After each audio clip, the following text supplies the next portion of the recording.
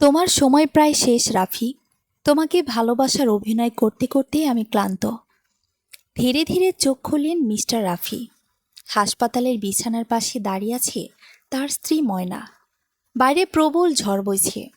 মুষলধারে বৃষ্টির শব্দে হাসপাতালের জানালার কাচ কেঁপে উঠছে। পাশের হার্ট মনিটরটি অনিয়মিত ছন্দে বেজে চলেছে। কয়েক ঘন্টা আগে করিডোরে দাঁড়িয়ে তিনি চিকিৎসকের কণ্ঠ শুনেছিলেন। হয়তো আর 5 দিন, কিংবা তারও কম। তার হৃদযন্ত্রের অবস্থা অত্যন্ত সংকটজনক। মাত্র 32 বছর বয়সে মিস্টার রাফি নিজের পরিশ্রমে একটি সফল ব্যবসা গড়ে তুলেছিলেন। তার মোট সম্পদের মূল্য প্রায় 1,20,00,000 টাকা। তিনি বিশ্বাস করতেন অর্থের পাশাপাশি তিনি একজন বিশ্বস্ত জীবনসঙ্গীও পেয়েছেন। কিন্তু সেই বিশ্বাস ভেঙে গেল এক মুহূর্তেই। কক্ষের দরজা বন্ধ হতেই ময়নার মুখের মায়াবী হাসি মিলিয়ে গেল। তার জায়গায় ফুটে উঠল এক নির্মম শীতল হাসি। আর কয়েকদিনের মধ্যেই সবকিছু আমার হয়ে যাবে, ময়না ধীর স্বরে বলল। তোমার ব্যবসা, বাড়ি, ব্যাংকের টাকা সব। সে আরও কাছে ঝুঁকে ফিসফিস করে বলল, আমি আর নীল চৌধুরী আমাদের নতুন জীবনের সব পরিকল্পনা করে ফেলেছি। রাফি কথা বলতে চাইলেন, কিন্তু দুর্বল শরীর যেন আর সাড়া দিচ্ছিল না। ময়না ঠান্ডা গলায় বলতে লাগলো, তুমি এতদিন আমাকে অন্ধের মতো বিশ্বাস করেছ, অথচ আমি শুধু অপেক্ষা করেছি সেই দিনের জন্য, যেদিন সবকিছু আমার হবে। হার্ট মনিটরের শব্দ হঠাৎ দ্রুত হয়ে উঠল। ময়না অভিনয় করে রাফির বুকে হাত রাখল। এত তাড়াতাড়ি চলে যেও না, সে মুচকি হেসে বলল। বিদায়টা তো এখনো শেষ হয়নি।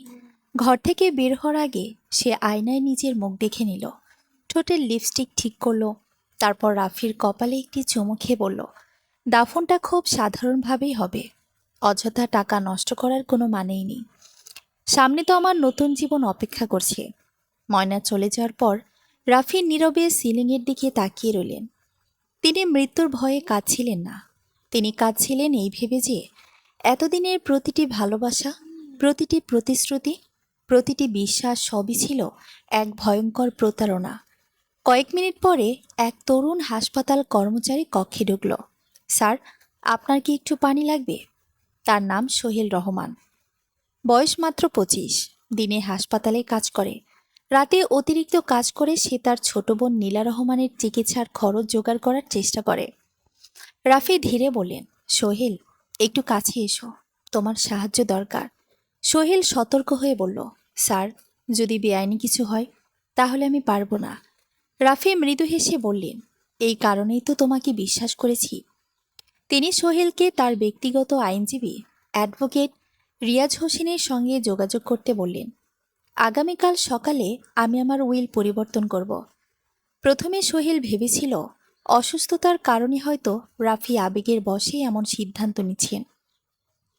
কিন্তু রাফি নিজের ফোন খুলে ব্যবসা, সম্পত্তি, ব্যাংক হিসাব এবং সব আইনি নথি দেখিয়ে শান্ত গলায় বললেন, আমি চাই আমার সব সম্পত্তির নতুন উত্তরাধিকারী তুমি হও। সোহেল বিস্ময়ে স্তব্ধ হয়ে গেল। স্যার, আমরা একে অপরকে তো খুব বেশি চিনি না। রাফি দীর্ঘশ্বাস ফেলে বললেন, আমি যতটুকু জেনেছি তাতেই যথেষ্ট। তুমি নিজের বোনকে বাঁচানোর জন্য প্রতিদিন সংগ্রাম করছো, আর আমার স্ত্রী শুধু আমার মৃত্যুর অপেক্ষা করছে। কিছুক্ষণ থেমে তিনি বললেন, বলো সোহেল, আমাদের দুজনের মধ্যে আমার উত্তরাধিকার পাওয়ার যোগ্যকে? সোহেল কোনো উত্তর দিতে পারল না। দীর্ঘ নীরবতার পর সে ফোন বের করে অ্যাডভোকেট রিয়াজ হোসেনকে কল করল। পরদিন সকালে আইনজীবী, একজন স্বাধীন চিকিৎসক, কয়েকজন সাক্ষী এবং প্রয়োজনীয় কাগজপত্র নিয়ে হাসপাতালে উপস্থিত হলেন। প্রথমে নিশ্চিত করা হলো রাফি সম্পূর্ণ সুস্থ মস্তিষ্কে নিজের সিদ্ধান্ত নিচ্ছেন।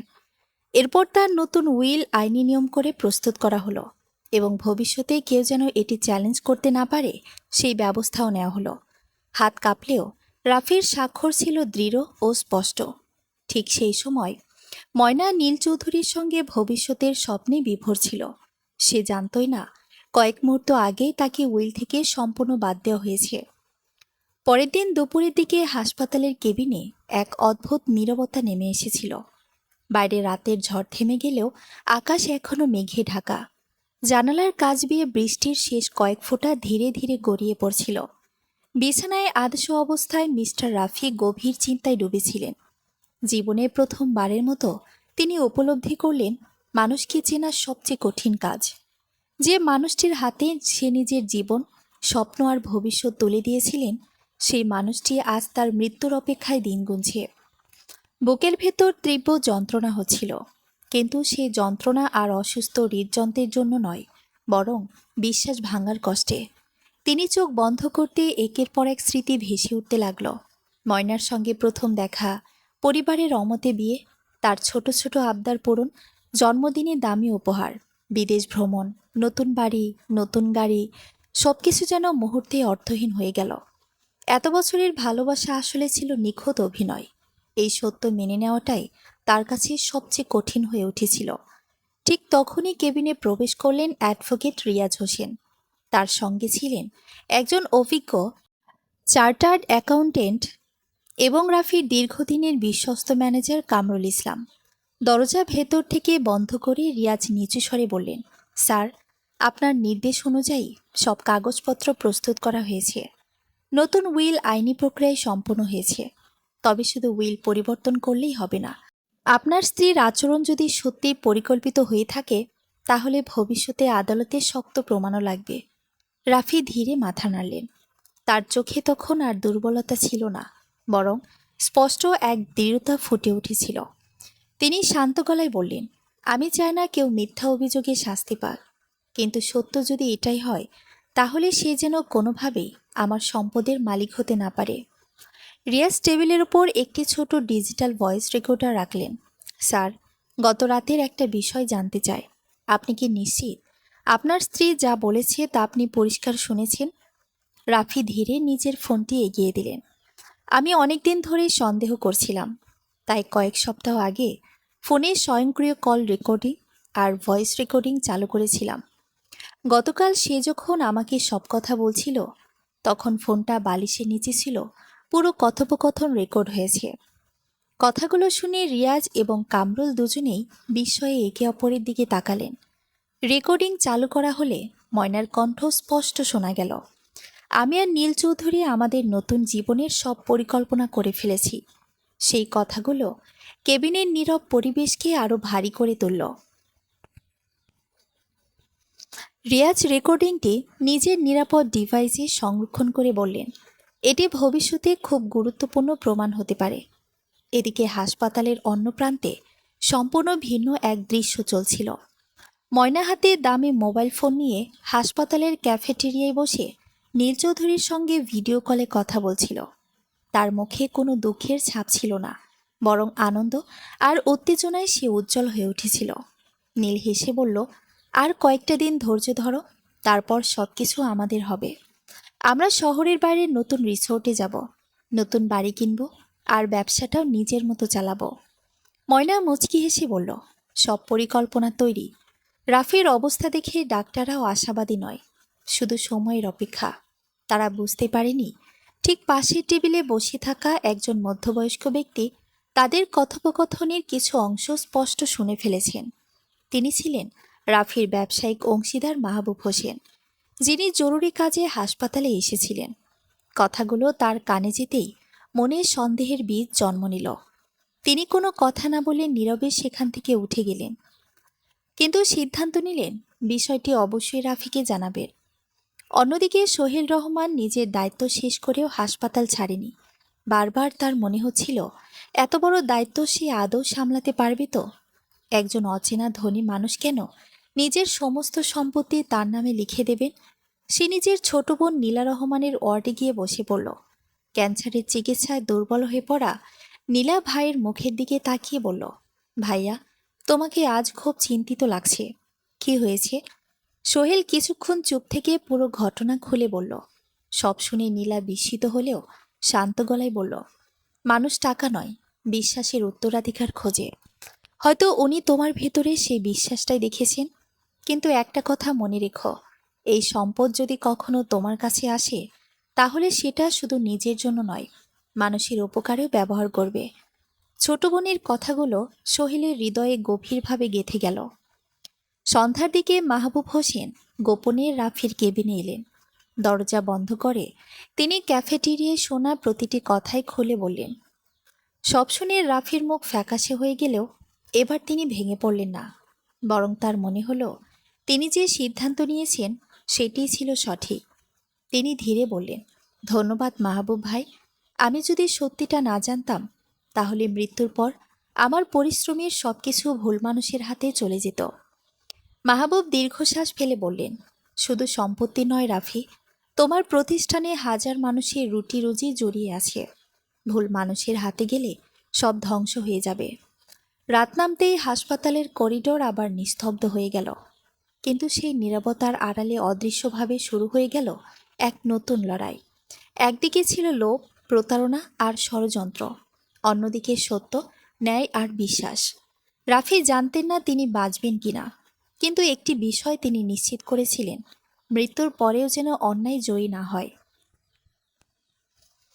পরদিন ভোরে হাসপাতালের করিডোরে অস্বাভাবিক ব্যস্ততা দেখা গেল।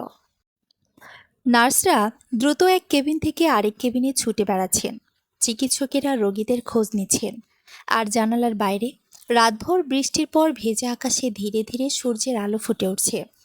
কিন্তু মিস্টার রাফির কেবিনের ভেতরের পরিবেশ ছিল সম্পূর্ণ ভিন্ন। সেখানে নেমে এসেছে এক গভীর নীরবতা। সেই নীরবতার মাঝেই তিনি বিছানায় শুয়ে জীবনের সবচেয়ে বড় সিদ্ধান্তগুলোর পরিণতি নিয়ে ভাবছিলেন। আগের রাতেই তিনি নিজের সমস্ত সম্পদের উত্তরাধিকার বদলে দিয়েছেন। এখন আর তার ভয় ছিল না সম্পত্তি হারানোর, বরং তিনি জানতে চাইছিলেন ময়নার প্রতারণার পেছনে আর কি কি সত্য লুকিয়ে আছে। সকালের কিছুক্ষণ পর অ্যাডভোকেট রিয়াজ হোসেন আবার হাসপাতালে এলেন। তার হাতে একটি মোটা ফাইল। কেবিনে ঢুকেই তিনি দরজা বন্ধ করে নিচু গলায় বললেন, রাফি সাহেব, গত রাত থেকেই আমরা কিছু খোঁজ খবর শুরু করেছি। আপনার সন্দেহ যে ভিত্তিহীন নয় তার কয়েকটি প্রাথমিক প্রমাণ আমরা পেয়েছি। তিনি ফাইল খুলে কয়েকটি ব্যাংক স্টেটমেন্ট, সম্পত্তি নথি এবং মোবাইল কল রেকর্ড টেবিলের ওপর রাখলেন। রাফি বিস্মিত হয়ে দেখলেন, গত 1 বছরে তার অজান্তেই ব্যবসার বিভিন্ন হিসাব থেকে ছোট ছোট অঙ্কের লাখ লাখ টাকা অন্য একটি অ্যাকাউন্টে স্থানান্তর করা হয়েছে। পরিমাণগুলো আলাদা হওয়ায় আগে কখনো তার নজরে পড়েনি, কিন্তু সব লেনদেন একত্র করলে দেখা গেল মোট প্রায় 30 লাখ টাকা গায়েব হয়ে গেছে। রিয়াজ শান্তভাবে বললেন, সবচেয়ে আশ্চর্যের বিষয় হলো এই অ্যাকাউন্টটি নীল চৌধুরীর ঘনিষ্ঠ এক আত্মীয়র নামে খোলা, সরাসরি নীলের নামে নয়, যাতে সহজে কেউ সন্দেহ না করে। কথাটি শুনে রাফির বুকের ভেতরটা কেঁপে উঠল। তিনি বিশ্বাসই করতে পারছিলেন না এতদিন ধরে তার নিজের বাড়ির ভেতর বসেই এমন বড় প্রতারণা চলছিল। তিনি ফাইলের পাতাগুলো উল্টাতে উল্টাতে দেখলেন বেশ কয়েকটি চেকে তার স্বাক্ষরে নিখুঁত নকল করা হয়েছে। প্রথমে তিনি ভেবেছিলেন হয়তো ব্যবসার কোনো হিসাব রক্ষকের ভুল, কিন্তু এখন সবকিছু স্পষ্ট হয়ে উঠছিল। এটি ছিল বহুদিন ধরে সাজানো একটি পরিকল্পনা। ঠিক তখনই ম্যানেজার কামরুল ইসলাম কেবিনে ঢুকে জানালেন, কোম্পানির অর্থ বিভাগে একটি জরুরি বৈঠক ডাকা হয়েছে। রাফি ফোনে ভিডিও কলে সেই বৈঠকে যুক্ত হলেন। দুর্বল শরীর নিয়েও তিনি কর্মচারীদের উদ্দেশ্যে বললেন, আমি কিছুদিন অফিসে থাকতে পারবো না, তবে আজ থেকে আমার লিখিত অনুমতি ছাড়া কোম্পানির কোনো বড় আর্থিক লেনদেন হবে না। সব ব্যাংক অ্যাকাউন্টে ডাবল অথরাইজেশন চালু করুন। তার নির্দেশ শুনে উপস্থিত সবাই অবাক হয়ে গেল, কারণ রাফি সাধারণত এত কঠোর নিয়ম কখনো করেননি। কিন্তু তিনি জানতেন এখন সামান্য ভুলও তার বহু বছরের পরিশ্রম ধ্বংস করে দিতে পারে। এদিকে ময়না হাসপাতালে না থেকে সরাসরি শহরের একটি বিলাসবহুল রেস্টুরেন্টে নীল চৌধুরীর সঙ্গে দেখা করতে গেল। মুখে কৃত্রিম দুঃখের ছাপ থাকলেও ভেতরে ভেতরে সে ছিল অত্যন্ত আনন্দিত। বসতেই নীল হেসে বলল, আর বেশি দেরি নেই, তারপর আমরা সব কিছু নতুন করে শুরু করব। ময়না আত্মবিশ্বাসী গলায় বলল, আমি ইতিমধ্যে কয়েকজনকে বলে রেখেছি রাফির মৃত্যুর পর যেন দ্রুত সব আইনি কাজ শেষ করা যায়। উইল তো আমার পক্ষেই আছে, কয়েকদিনের মধ্যেই আমি সব সম্পদের মালিক হব। নীল মুচকি এসে গ্লাস তুলে বলল, আমাদের ভবিষ্যতের জন্য। দুজনেই জানত না রেস্টুরেন্টের এক কোণে বসে থাকা একজন ব্যক্তি তাদের ছবি তুলছেন। তিনি ছিলেন একটি ব্যক্তিগত গোয়েন্দা সংস্থার সদস্য, যাকে সেই সকালেই অ্যাডভোকেট রিয়াজ গোপনে নিয়োগ করেছিলেন। শুধু ছবি নয়, তাদের কথোপকথনের কিছু অংশ বিশেষ যন্ত্রে রেকর্ড করা হচ্ছিল। হাসপাতালে ফিরে সোহেল রহমান নিজের ছোট বোন নীলার চিকিৎসা নিয়ে ব্যস্ত ছিল। ঠিক সেই সময় হাসপাতালের হিসাব বিভাগ থেকে তাকে ডাকা হলো। সেখানে গিয়ে সে জানতে পারল নীলার পরবর্তী চিকিৎসার সমস্ত খরচ আগাম জমা হয়ে গেছে। কাগজে তা তার নাম লেখা নেই, শুধু লেখা একজন শুভাকাঙ্ক্ষী। সোহেল বুঝতে বাকি রইল না এই কাজটি রাফি করেছেন। তার চোখ ভিজে উঠল। সে মনে মনে প্রতিজ্ঞা করল, যে মানুষ মৃত্যুর শয্যায় থেকেও অন্যের জীবন বাঁচানোর কথা ভাবতে পারে তাকে সে কোনোভাবেই একা ছেড়ে দেবে না। যদি সত্যিই কেউ ষড়যন্ত্র করে থাকে তবে সেই সত্য প্রকাশ না হওয়া পর্যন্ত সে পাশেই থাকবে। বিকেলের দিকে হাসপাতালের প্রধান চিকিৎসক নতুন কিছু পরীক্ষার রিপোর্ট নিয়ে কেবিনে এলেন। তিনি কয়েক মুহূর্ত চুপ থেকে বললেন, একটি বিষয় আমাদের দৃষ্টি আকর্ষণ করেছে। আপনার শরীরে যে ওষুধের মাত্রা পাওয়া গেছে তা স্বাভাবিক চিকিৎসার সঙ্গে পুরোপুরি মিলছে না। কিছু পরীক্ষা আরও করতে হবে। কথাটি শুনে রাফি বিস্মিত হয়ে গেলেন। রিয়াজও ভ্রুকুচকে চিকিৎসকের দিকে তাকালেন।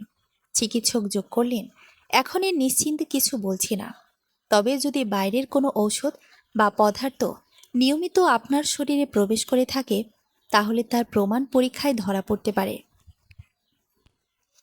এই কথাটি শোনার পর কেবিনের ভেতর যেন আবার নীরবতা নেমে এলো। রাফির মনে হঠাৎ গত কয়েক মাসের অনেক ঘটনা ভেসে উঠতে লাগলো। প্রায় ময়না নিজ হাতে তাকে ওষুধ খাইয়ে দিত। কখনো বলতো ডাক্তার নতুন ভিটামিন দিয়েছেন, কখনো বলতো এটা খেলে শরীর ভালো থাকবে।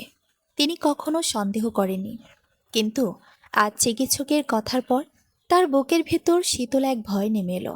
যদি সব কিছুই পরিকল্পনার অংশ হয়ে থাকে, যদি তার অসুস্থতা শুধু ভাগ্যের কারণে না হয়ে অন্য কারো সাজানো ফাঁদ হয়।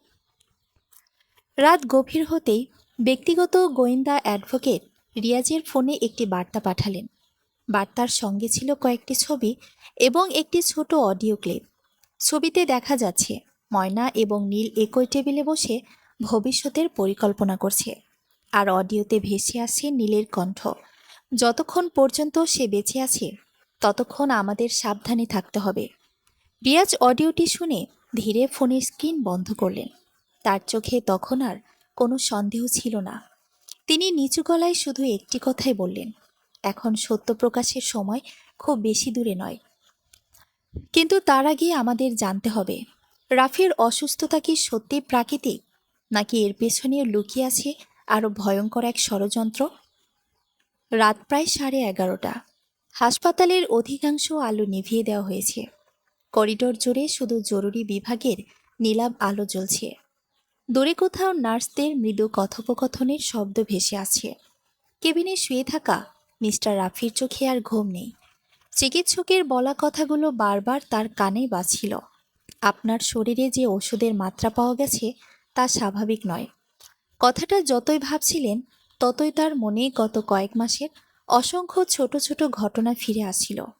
প্রায় ময়না জোর করে বলতো, এই ভিটামিনটা খেয়ে নাও, ডাক্তার বলেছেন এতে হার্ট শক্ত থাকবে। কখনো আবার রাতে দুধের সঙ্গে একটি ট্যাবলেট মিশিয়ে এনে বলতো, এটা না খেলে তোমার ঘুম হবে না। তিনি কোনোদিন প্রশ্ন করেননি, কারণ তিনি বিশ্বাস করতেন স্ত্রী কখনো স্বামীর ক্ষতি চাইতে পারে না। কিন্তু আজ সেই বিশ্বাসই সবচেয়ে বড় সন্দেহে পরিণত হয়েছে। ঠিক তখনই কেবিনে ঢুকলেন প্রধান চিকিৎসক ডক্টর আরিফুল করিম। তার হাতে ছিল কয়েকটি নতুন পরীক্ষার রিপোর্ট। তিনি চেয়ারে বসে ধীরে বললেন, মিস্টার রাফি, আমরা এখনও চূড়ান্ত সিদ্ধান্তে পৌঁছাইনি, তবে আপনার রক্তে এমন কিছু রাসায়নিক উপাদানের উপস্থিতি দেখা গেছে যা নিয়মিত ব্যবহৃত হার্টের ওষুধের সঙ্গে মেলে না। আমরা নমুনা পরীক্ষার জন্য বিশেষায়িত ল্যাবে পাঠিয়েছি। রিপোর্ট আসতে আরও 1-2 দিন লাগবে। রাফি শান্তভাবে সব শুনলেন। কিছুক্ষণ নীরব থাকার পর তিনি শুধু একটি প্রশ্ন করলেন, ডাক্তার, যদি কেউ দীর্ঘদিন ধরে অল্প অল্প করে ক্ষতিকর কিছু খাওয়ায় তাহলে কি এমন হতে পারে? চিকিৎসক সরাসরি উত্তর না দিয়ে বললেন, সম্ভাবনা উড়িয়ে দেওয়া যায় না, তবে প্রমাণ ছাড়া আমি কিছু বলতে চাই না। কথাটি শুনে কেবিনে উপস্থিত রিয়াজ হোসেনের চোখ আরও কঠোর হয়ে উঠল। তিনি বুঝলেন এখন থেকে প্রতিটি পদক্ষেপ অত্যন্ত সতর্কতার সঙ্গে নিতে হবে। হাসপাতাল থেকে বের হয়েই রিয়াজ একটি ব্যক্তিগত গোয়েন্দা সংস্থার প্রধানের সঙ্গে দেখা করলেন। তিনি বললেন, এখন শুধু অবৈধ সম্পর্কে প্রমাণ যথেষ্ট নয়, আমাদের জানতে হবে রাফি সাহেবের অসুস্থতার সঙ্গে কারো কোনো যোগ আছে কিনা। সে রাতে গোয়েন্দারা ময়নার গত 6 মাসের ব্যাংক লেনদেন, ফোন রেকর্ড এবং যাতায়াতের তথ্য সংগ্রহের কাজ শুরু করলো। পাশাপাশি নীল চৌধুরীর অতীত সম্পর্কেও তদন্ত শুরু হলো। খুব বেশি সময় লাগলো না একটি চমকপ্রদ তথ্য বের হতে।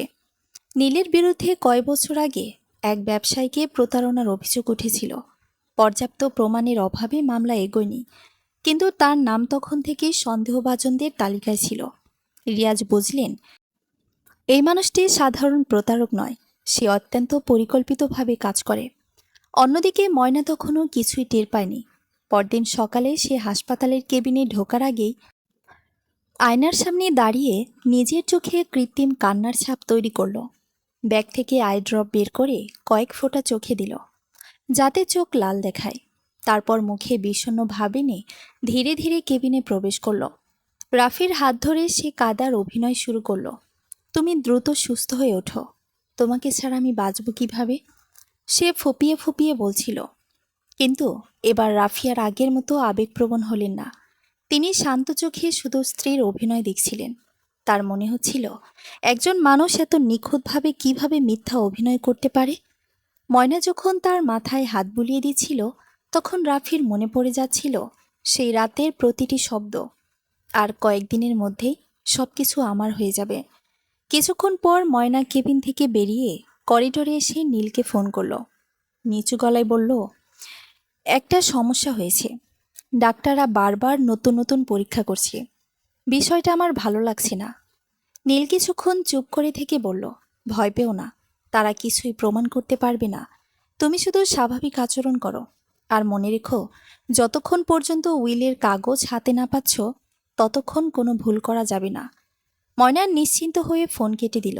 কিন্তু সে জানত না, করিডোরের সিসিটিভি ফুটেজে তার প্রতিটি যাতায়াত রেকর্ড হচ্ছে। আর হাসপাতালের নিরাপত্তা কর্মীদের একজন ইতিমধ্যে রিয়াজের অনুরোধে তার গতিবিধির উপর নজর রাখা শুরু করেছে। এদিকে সোহেল রহমান নিজের বোন নীলার চিকিৎসা নিয়ে ব্যস্ত ছিল। ঠিক সেই সময় হাসপাতালের হিসাব বিভাগ থেকে তাকে ডাকা হলো। সেখানে গিয়ে সে জানতে পারল, নীলার পরবর্তী চিকিৎসার সমস্ত খরচ আগাম জমা হয়ে গেছে। কাগজে দাতার নাম লেখা নেই, শুধু লেখা একজন শুভাকাঙ্ক্ষী।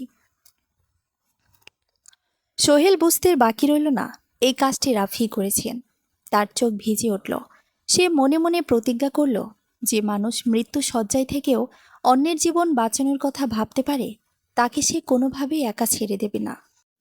যদি সত্যিই কেউ ষড়যন্ত্র করে থাকে, তবে সেই সত্য প্রকাশ না হওয়া পর্যন্ত সে পাশেই থাকবে। বিকেলের দিকে গোয়েন্দা সংস্থার একজন সদস্য জরুরি ভিত্তিতে রিয়াজের সঙ্গে দেখা করলেন। তিনি একটি খাম এগিয়ে দিয়ে বললেন, আমরা আজ নীল চৌধুরীকে অনুসরণ করেছি। সে শহরের উপকণ্ঠে একটি ফার্মেসিতে গিয়েছিল। সেখানে সাধারণ ঔষধ নয়, বিশেষ ধরনের কিছু ঔষধের খোঁজ করছিল। দোকানের সিসিটিভি ফুটেজও আমরা সংগ্রহ করেছি। রিয়াজ সঙ্গে সঙ্গে খাম খুলে কয়েকটি ছবি দেখলেন।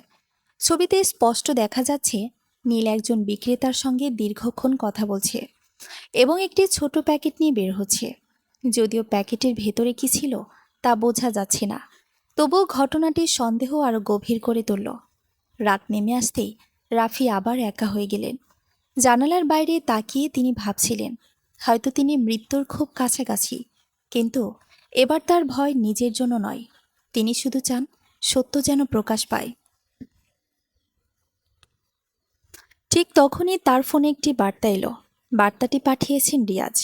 সেখানে মাত্র একটি লাইন লেখা, আমরা এমন একটি তথ্য পেয়েছি যা প্রমাণ করতে পারলে আপনার অসুস্থতা কোনো দুর্ঘটনা নয়, কিন্তু সত্য নিশ্চিত করতে হলে আমাদের আপনার বাড়িতে তল্লাশি চালাতে হবে। রাত তখন প্রায় 12টা। হাসপাতালের কেবিনের আলো নিভিয়ে শুধু মাথার পাশের ছোট্ট লাইটটি জ্বালিয়ে রাখা হয়েছে। বাইরে আবারও হালকা বৃষ্টি শুরু হয়েছে। জানালার কাছে টুপটাপ শব্দ পড়ছে। মিস্টার রাফি বিছানায় শুয়ে চোখ বন্ধ করলে মাথার ভেতর ঘুরপাক খাচ্ছিল একের পর এক প্রশ্ন। গত কয়েকদিনের ঘটনাগুলো যেন তার পুরো জীবনটাই পাল্টে দিয়েছে। যাকে তিনি নিজের পৃথিবী ভেবেছিলেন, সেই মানুষটি আজ তার সবচেয়ে বড় শত্রু। কিন্তু এবার তিনি আবেগ দিয়ে নয়, প্রমাণ দিয়ে সত্যের মুখোমুখি হতে চান। ঠিক সেই সময় কেবিনের দরজা খুলে ভেতরে প্রবেশ করলেন অ্যাডভোকেট রিয়াজ হোসেন। তার মুখে ক্লান্তির ছাপ থাকলেও চোখে ছিল আত্মবিশ্বাস। দরজা বন্ধ করে তিনি নিচু গলায় বললেন, রাফি সাহেব, আজ রাতটা খুব গুরুত্বপূর্ণ। আমরা আপনার বাড়ি থেকে এমন কিছু জিনিস উদ্ধার করেছি যা পুরো মামলার মোড় ঘুরিয়ে দিতে পারে। তিনি টেবিলের উপর একটি সিল করা খাম রাখলেন। খামের ভিতরে ছিল কয়েকটি ছবি, একটি ছোট কাচের শিশি আর কিছু নথির কপি। রিয়াজ প্রথম ছবিটি সামনে ধরলেন। ছবিতে দেখা যাচ্ছে রাফির শোবার ঘরের আলমারির গোপন ড্রয়ারে একটি ওষুধের বোতল লুকিয়ে রাখা ছিল। সেই বোতলের গায়ে অন্য একটি ভিটামিনের স্টিকার লাগানো হলেও ভেতরের সম্পূর্ণ ওষুধই ভিন্ন। দ্বিতীয় ছবিতে রান্নাঘরের একটি তাক থেকে উদ্ধার হওয়া একই ধরনের আরও দুটি বোতল দেখা গেল। রিয়াজ বললেন, আপনার বাড়িতে তল্লাশির সময় এগুলো পাওয়া গেছে। ল্যাবে পরীক্ষার জন্য পাঠানো হয়েছে। যদি এগুলোর সঙ্গে আপনার শরীরে পাওয়া রাসায়নিকের মিল পাওয়া যায়, তাহলে বিষয়টি অত্যন্ত গুরুত্বপূর্ণ প্রমাণে পরিণত হবে। এরপর তিনি আরেকটি ফাইল খুললেন। সেখানে ছিল ময়নার মোবাইল ব্যাংকিং লেনদেনের তথ্য। দেখা গেল গত ৮ মাসে বিভিন্ন সময়ে ছোট ছোট অঙ্কে মোট প্রায় ১৫ লাখ টাকা নীল চৌধুরীর ঘনিষ্ঠ এক ব্যক্তির অ্যাকাউন্টে পাঠানো হয়েছে। সব লেনদেনই এমনভাবে ভাগ করা হয়েছে যাতে একেবারে বড় অঙ্কের টাকা পাঠানোর মতো সন্দেহ না হয়। আরও বিস্ময়কর বিষয় ছিল, কয়েকটি লেনদেন ঠিক সেই দিনেই হয়েছে যেদিন রাফি গুরুতর অসুস্থ হয়ে হাসপাতালে ভর্তি হয়েছিলেন। রিয়াজ শান্ত গলায় বললেন, এগুলো আদালতে উদ্দেশ্য বা মোটিভ প্রমাণ করতে সাহায্য করবে, তবে আমরা এখনও শেষ প্রমাণের অপেক্ষায় আছি। সকাল হওয়ার আগেই ব্যক্তিগত গোয়েন্দা সংস্থার সদস্যরা আরেকটি খবর নিয়ে হাজির হলো। আগের দিন যে ফার্মেসিতে নীল গিয়েছিল, সেখানকার মালিক প্রথমে কিছু বলতে রাজি হয়নি। পরে আইনজীবীর উপস্থিতিতে তিনি স্বীকার করেন, নীল কয়েক মাস ধরে বিশেষ ধরনের কিছু ওষুধ সম্পর্কে খোঁজ খবর নিচ্ছিল। যদিও প্রেসক্রিপশন ছাড়া সেগুলো বিক্রি করা হয়নি, তবু দোকানের সিসিটিভি ফুটেজে তার নিয়মিত আসা যাওয়ার প্রমাণ পাওয়া যায়। রিয়াজ সব তথ্য একত্র করে বুঝলেন, ধাঁধার টুকরোগুলো ধীরে ধীরে এক জায়গায় মিলতে শুরু করেছে। এদিকে ময়না হাসপাতাল থেকে বেরিয়ে সরাসরি নীলের ফ্ল্যাটে গেল। সে ভীষণ অস্থির। ঘরে ঢুকেই বলল, আমার মনে হচ্ছে কিছু একটা ঠিক হচ্ছে না। রাফি আগের মতো আমাকে বিশ্বাস করছে না। আইনজীবীও বারবার হাসপাতালে যাচ্ছে। নীল বিরক্ত হয়ে বলল, তুমি অযথা ভয় পাচ্ছ। কয়েকদিনের মধ্যে সব শেষ হয়ে যাবে। উইল তোমার নামে আছে, সেটাই সবচেয়ে বড় কথা। ময়না আত্মবিশ্বাসের সঙ্গে মাথা নাড়লেও তার অজান্তেই বাস্তবতা সম্পূর্ণ বদলে গেছে। সে জানত না নতুন উইলে তার নামের অস্তিত্বই নেই। আরও বড় বিষয়, তাদের এই কথোপকথনও পাশের ফ্ল্যাটে বসে থাকা গোয়েন্দাদের বিশেষ যন্ত্রে রেকর্ড হয়ে যাচ্ছে। হাসপাতালে ফিরে রাফি সোহেল রহমানকে পাশে বসতে বললেন। কিছুক্ষণ নীরব থাকার পর তিনি বললেন, আমি যদি সুস্থ হয়ে উঠি তাহলে এই ব্যবসা নতুনভাবে শুরু করব। আর যদি না পারি, তাহলে আমার কর্মচারীদের যেন কোনো কষ্ট না হয়, সেই দায়িত্ব তোমাকে নিতে হবে। আমি সম্পদ তোমার হাতে তুলে দিয়েছি লোভের জন্য নয়, বিশ্বাসের জন্য। সোহেলের চোখ ভিজে উঠল। সে বলল, স্যার, আমি কখনো ভাবিনি জীবনে এমন দায়িত্ব পাব, কিন্তু একটা কথা দিচ্ছি, আপনার বিশ্বাস ভাঙব না। রাফি মৃদু হাসলেন। বহুদিন পর তার মুখে একটুখানি স্বস্তির ছাপ ফুটে উঠল। তিনি বুঝতে পারছিলেন, রক্তের সম্পর্কের চেয়ে কখনো কখনো সততা অনেক বড় হয়ে ওঠে। বিকেলের দিকে নতুন পরীক্ষার প্রাথমিক রিপোর্ট হাসপাতালে পৌঁছাল। চিকিৎসক রিয়াজ এবং রাফি একই সঙ্গে রিপোর্টটি দেখলেন। সেখানে লেখা ছিল, রাফির শরীরে পাওয়া অস্বাভাবিক রাসায়নিকের সঙ্গে বাড়ি থেকে উদ্ধার হওয়া ওষুধের নমুনার প্রাথমিক মিল পাওয়া গেছে। যদিও চূড়ান্ত ফরেনসিক রিপোর্ট আসতে আরও সময় লাগবে, তবু এই তথ্য তদন্তকে সম্পূর্ণ নতুন পর্যায়ে নিয়ে গেল। ডাক্তার আরিফুল গম্ভীর মুখে বললেন, এখন থেকে আপনার খাওয়া দাওয়া, ওষুধ সব কিছু হাসপাতালের তত্ত্বাবধানে হবে। বাইরের কারো আনা কিছুই আপনাকে দেওয়া হবে না। ঠিক সেই সময় হাসপাতালের নিরাপত্তারক্ষী দ্রুত কেবিনে এসে জানালেন, স্যার, একটু আগে আপনার স্ত্রী এসেছিলেন।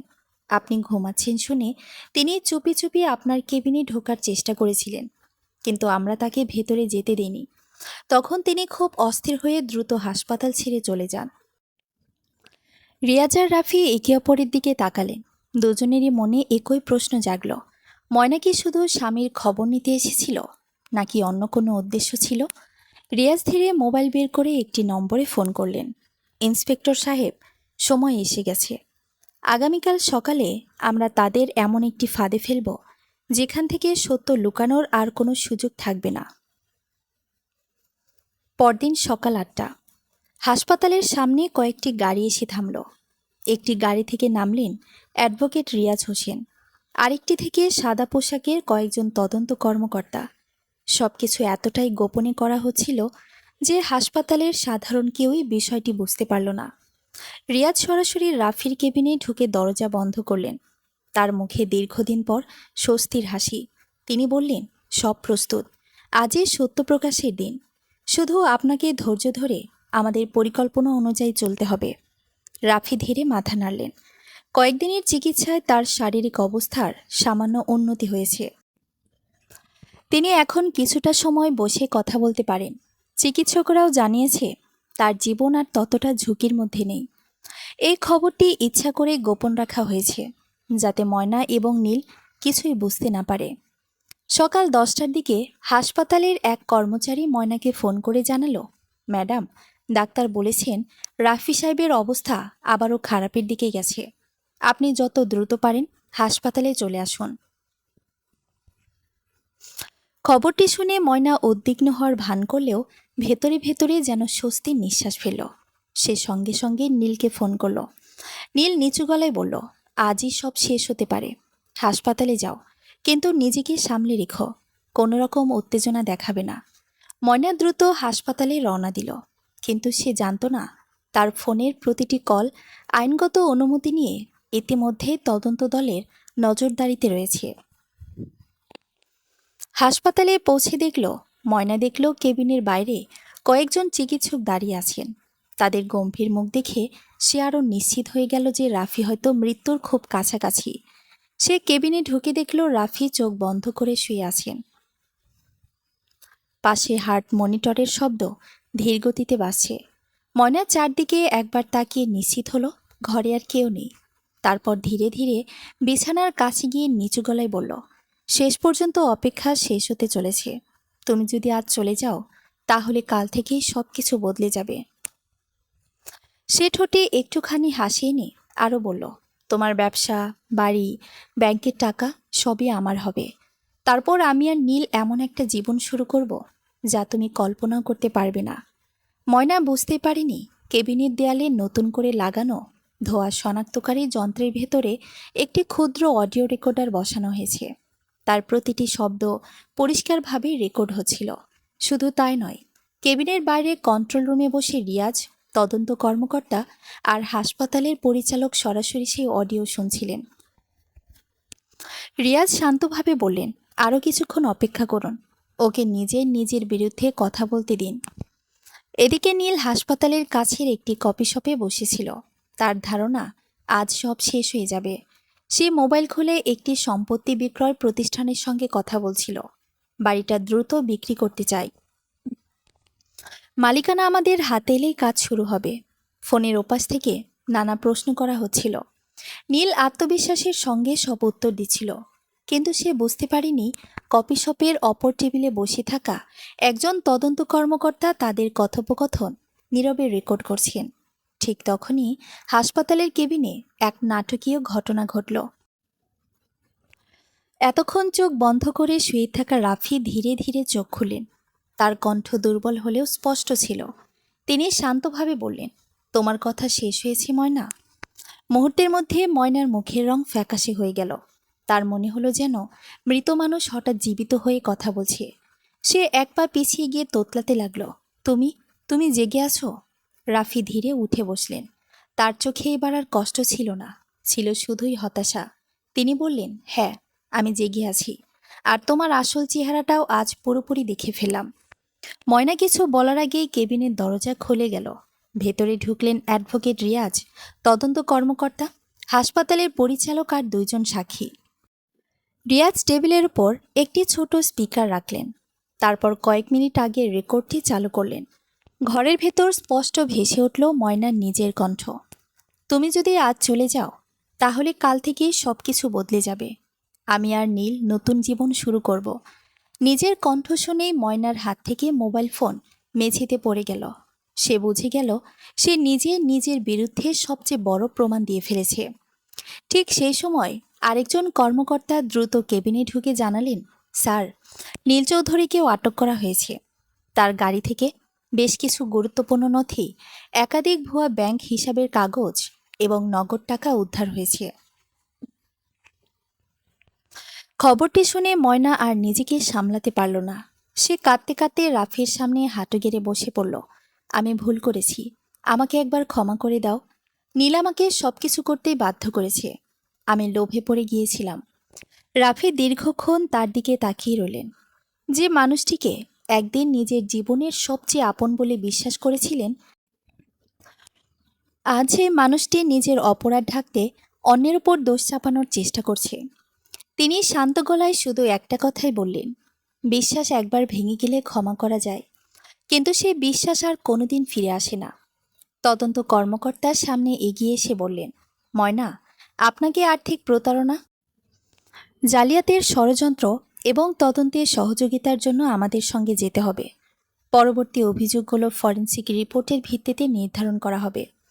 হাতকড়া পরানোর মুহূর্তে ময়না শেষবারের মতো রাফির দিকে তাকালো, কিন্তু এবার তার চোখে আর ভালোবাসা, ঘৃণা কিংবা প্রতিশোধ কোনোটাই ছিল না। ছিল শুধু গভীর এক নীরবতা। সেই নীরবতাই যেন ময়নার সবচেয়ে বড় শাস্তি হয়ে দাঁড়ালো। কিন্তু গল্প এখানেই শেষ নয়। তদন্ত দলের প্রধান তখন ধীরে ধীরে রিয়াজের হাতে একটি নতুন খাম তুলে দিয়ে বললেন, ফরেনসিক ল্যাবের চূড়ান্ত রিপোর্ট এসে গেছে। কেবিনের ভেতর তখন নিস্তব্ধতা। ময়নাকে পুলিশ নিয়ে যাওয়ার পরও কেউ কোনো কথা বলছিল না। তদন্ত দলের প্রধান ধীরে ধীরে ফরেনসিক রিপোর্টটি অ্যাডভোকেট রিয়াজ হোসেনের হাতে তুলে দিলেন। রিয়াজ রিপোর্টটি মনোযোগ দিয়ে পড়ে রাফির দিকে তাকিয়ে বললেন, এখন আর কোনো সন্দেহ নেই। গত কয়েক মাস ধরে আপনাকে নিয়মিত এমন একটি ক্ষতিকর ওষুধ খাওয়ানো হয়েছে যা আপনার হৃদযন্ত্রকে ধীরে ধীরে দুর্বল করে দিচ্ছিল। মাত্রা কম হওয়ায় বিষয়টি স্বাভাবিক অসুস্থতা বলেই মনে হচ্ছিল, কিন্তু পরীক্ষায় সেই ওষুধের রাসায়নিক উপাদান আপনার শরীর এবং আপনার বাড়ি থেকে উদ্ধার হওয়া বোতল দুটিতেই এক পাওয়া গেছে। কথাটি শুনে রাফি কয়েক মুহূর্ত চোখ বন্ধ করে রইলেন। তার চোখের কোণ ভিজে উঠল। মৃত্যুর মুখোমুখি হওয়ার কষ্টের চেয়েও বেশি যন্ত্রণাদায়ক ছিল সেই সত্য। তাকে শেষ করে দেওয়ার পরিকল্পনা করেছিল তার সবচেয়ে বিশ্বাসের মানুষ। তদন্ত দ্রুত শেষ হলো। উদ্ধার হওয়া অডিও রেকর্ডিং, ব্যাংক লেনদেন, জাল স্বাক্ষরের নথি, ব্যক্তিগত গোয়েন্দাদের সংগ্রহ করা ভিডিও, ফার্মেসির সিসিটিভি ফুটেজ এবং ফরেনসিক রিপোর্ট, সব মিলিয়ে মামলাটি অত্যন্ত শক্তিশালী হয়ে উঠল। জিজ্ঞাসাবাদের প্রথম দিকে ময়না সব অভিযোগ অস্বীকার করলেও পরে একের পর এক প্রমাণ আসতে থাকলে সে ভেঙে পড়ে। সে স্বীকার করে যে নীল চৌধুরীর সঙ্গে সম্পর্ক গড়ে ওঠার পর থেকেই তারা রাফির সম্পদ দখলের পরিকল্পনা করেছিল। প্রথমে ব্যবসার টাকা আত্মসাৎ, পরে উইলের ওপর নির্ভর করা, আর শেষ পর্যন্ত রাফির দীর্ঘ অসুস্থতাকে নিজেদের সুবিধায় ব্যবহার করার চেষ্টা। সবই ছিল পরিকল্পনার অংশ। তবে তদন্তে এটাও স্পষ্ট হয় যে তাদের বিরুদ্ধে যে অপরাধগুলো প্রমাণিত হয়েছে সেগুলোর ভিত্তিতে আইনি ব্যবস্থা নেওয়া হবে। কয়েক মাস পরে আদালতে বিচার শুরু হয়। দীর্ঘ শুনানি শেষে বিচারক বলেন, অর্থের লোভ মানুষকে অমানবিক করে তুলতে পারে, কিন্তু আইন ও সত্যকে চিরদিন লুকিয়ে রাখা যায় না। আদালত আর্থিক প্রতারণা, জালিয়াতি, ষড়যন্ত্র এবং প্রমাণিত অন্যান্য অপরাধের জন্য ময়না ও নীলকে দোষী সাব্যস্ত করেন। রায় ঘোষণার সময় আদালত কক্ষে উপস্থিত সবাই নীরব হয়ে যায়। ময়না একবার রাফির দিকে তাকিয়েছিল, কিন্তু রাফি আর তার দিকে তাকালেন না। যে সম্পর্ক বহু আগেই বিশ্বাস হারিয়েছিল তার আর কোনো উত্তর বাকি ছিল না। অন্যদিকে চিকিৎসার ফলে রাফি ধীরে ধীরে সুস্থ হয়ে উঠলেন। কয়েক মাসের বিশ্রাম আর নিয়মিত চিকিৎসার পর তিনি আবার নিজের প্রতিষ্ঠানে ফিরে এলেন। অফিসে প্রথম দিন প্রবেশ করতেই সব কর্মচারী দাঁড়িয়ে তাকে করতালি দিয়ে স্বাগত জানায়। তিনি বুঝতে পারলেন প্রকৃত সম্পদ শুধু টাকা নয়, মানুষের ভালোবাসা, সম্মান আর বিশ্বাসও তার চেয়ে অনেক বড়। নিজের প্রতিশ্রুতি অনুযায়ী রাফি নতুন উইল বহাল রাখলেন। তবে তিনি সোহেল রহমানকে ডেকে বললেন, আমি তোমাকে সম্পদের মালিক করেছি শুধু উত্তরাধিকারী হিসেবে নয়, একজন বিশ্বস্ত মানুষের সম্মান হিসেবে। কিন্তু এই সম্পদ আমরা একসঙ্গে মানুষের উপকারে ব্যবহার করব। সোহেলের চোখ ভিজে উঠল। সে বলল, স্যার, আমি আপনার বিশ্বাসের মর্যাদা রাখব। রাফির আর্থিক সহায়তায় নীলা রহমানের চিকিৎসা সম্পূর্ণ হয়। দীর্ঘ সংগ্রামের পর সে সুস্থ হয়ে বাড়ি ফিরে আসে। পরে সে চিকিৎসা বিজ্ঞান পড়ার সিদ্ধান্ত নেয়। তার একটাই স্বপ্ন, একদিন সে এমন রোগীদের পাশে দাঁড়াবে যাদের পাশে দাঁড়ানোর মতো কেউ থাকে না। সোহেলও হাসপাতালের চাকরি চালিয়ে যেতে থাকে। সম্পদ পাওয়ার পরও তার জীবনযাত্রায় কোনো অহংকার আসেনি, বরং সে আরও বিনয়ী হয়ে ওঠে। এই পরিবর্তন দেখে রাফির মনে দৃঢ় বিশ্বাস জন্মায় যে তিনি সঠিক মানুষকে বিশ্বাস করেছিলেন। এক বিকেলে হাসপাতালের সেই পুরনো কেবিনের সামনে দাঁড়িয়ে রাফি কিছুক্ষণ নীরবে তাকিয়ে রইলেন। এখানে তিনি মৃত্যুর অপেক্ষা করেছিলেন। এখানে তিনি জীবনের সবচেয়ে বড় বিশ্বাসঘাতকতার মুখোমুখি হয়েছিলেন। এবার এখান থেকে তিনি নতুন জীবনও ফিরে পেয়েছেন। তিনি আকাশের দিকে তাকিয়ে ধীরে বললেন, মানুষের আসল পরিচয় বিপদের সময়ই প্রকাশ পায়। সম্পদ হারালে আবার অর্জন করা যায়, কিন্তু ভুল মানুষকে বিশ্বাস করলে তার মূল্য অনেক বড়। হাসপাতাল থেকে বেরিয়ে তিনি নিজের গাড়িতে উঠলেন। সূর্যের আলোয় ভেসে যাচ্ছিল চারপাশ। তার সামনে এখন নতুন পথ, নতুন জীবন। অতীতের প্রতারণা তাকে ভেঙে দিতে পারেনি, বরং আরও শক্ত করেছে। আর তিনি জানতেন, প্রতিশোধ নয়, ন্যায় বিচারই মানুষের সবচেয়ে বড় জয়। সমাপ্ত।